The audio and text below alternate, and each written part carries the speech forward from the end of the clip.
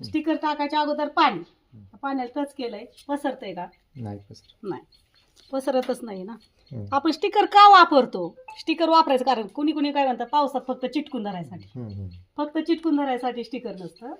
तर आता हे पाणी टच केलं असं म्हणजे ह्याला काहीच होत नाही. आणि ह्या पानांवर म्हणजे आळूचे पानं, केळीचे पानं ह्याच्यावर तर अजिबातच पाणी राहतच नाही. आता तुम्ही हे बघितलंय आळूचं पाणी, ह्याला टच करूच तरच पसरते. म्हणजे हे सब पसरवायचा तुमचं औषध त्याच्याबरोबर असलं जरी sticker पाना असलं पाडला तरी ती तर सगळी ते पसरवण्याचं काम करतात. आता ह्या पाण्यात तुमच्या देखत अगोदर बुडवलं होतं, आता स्टिकरने बघा हे बघ. ह्याचं काम काय आहे? पसरवायचं, पांगवायचं आणि चिकटून धरायचे, दोन्ही काम. मग फक्त पावसाळ्यातच ह्याचा यूज बॅलन्स पण करतंय हे. स्टिकर कंटिन्यूस वापरायला पाहिजे.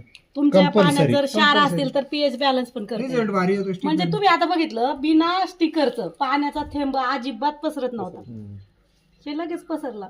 मेन गोष्ट केळीच्या पाण्यावर. आता हे पावसाचं पाणी किंवा साधं पाणी असतं तर असं चिटकून राहिलं असतं का? पण ह्याने चिटकून धरलंय ते.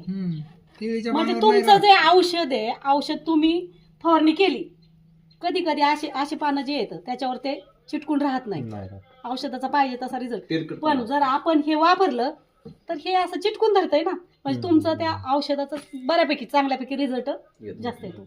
99% जवळजवळ रिझल्ट येतोच. जो बाकीचा तुमचा 30-40% बसण्याऐवजी 99%. ह्याचं काम काय आहे? तुमचा पीएच पण मेंटेन करतंय, सप्लाय पण करतंय आणि चिटकून पण धरतंय. फास्ट